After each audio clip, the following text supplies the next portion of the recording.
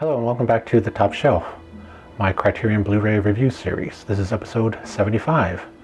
Thank you for joining me. I know it's been a while. I shoot these in fits and bursts, but whenever I add a new disc to my collection, I'll always shoot a new episode of this series. I don't think it's going to end, even if I surpass 100 episodes, which I hope I do. And to all the new subscribers out there, thank you for joining me. I don't know if this is your cup of tea, but please, make remarks in the comments, either good, bad, disagree, agree, because, if we can't do that, where are we? But we're taking a look at, let me introduce myself. My name is Ernest M Whiteman III. I'm a Northern Arapaho filmmaker, artist, writer, and media educator. And we're taking a look at the top shelf of my video collection, which is my Blu-ray collection, or my Criterion collection, to be more specific. And today we're taking a look at Drive My Car. I saw this last year during the quarantine. It was one of the few times that I broke quarantine to go see a film. It was getting all kinds of rave reviews, all kinds of, good reviews. People were always naming it as one of the best films of the year. Plus, I just do like Japanese filmmaking as a whole. I think, to me, that's where Native American filmmaking should be. Taking this sort of humanistic approach to how our societies work in a contemporary context. And I don't think very few Native American filmmakers do that, but I think the closest I've seen has been Rustic Oracle by the director whose name I forget, which deals with missing and murdered women, and Bean by Tracy Deer, which is a really excellent film. It's probably cracked my top 10 films of all time. Of course, Sterling Harjo's Miko is always up there. Those are like the top level of filmmaking for Native Americans that I can think of off the top of my head. But this one was directed by Ryusuke Hamaguchi, a fairly well-known director in Japan. And he based this on one of, what's his name's, Haruki Murakami's short stories. It's from a collection of short stories called Men Without Women, titled aptly Drive My Car, and I believe it's the first story in the series, in the book.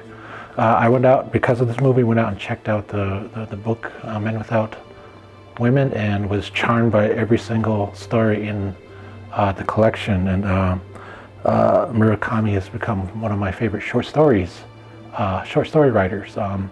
I read 1Q84, and I thought it was just a little too dragged out, in my opinion. You can love it all you want, and you are correct in doing so. But not only does he mix in Drive My Car, he actually mixes in another short story that's also in the collection, Men Without Women, called Scheherazade. At least that's how I'm pronouncing it. And it's, those elements of that story that are in Drive My Car. Since you see, I already have the glasses because I forgot to put them away from the last episode I shot. Let's take a look at the back. We'll break out the glasses, so to speak. This is from 2021. It's 179 minutes, color and Japanese language, Korean Sign Language, German, Mandarin, Tagalog, which is Indonesian, and Malay with English subtitles. There's a really great scene, and that's the main theme. Is the main point of the story is there's a screenwriter or playwright who's putting on a production of Uncle Vanya in multiple languages, where every actor speaks their own language, and it's a really interesting take on how to produce films or plays. I'm not a playwright. Let me see. You can see it's director approved. It has the sticker on the front. I haven't unwrapped this yet, as I just got it in the mail, but I did see it in the theater.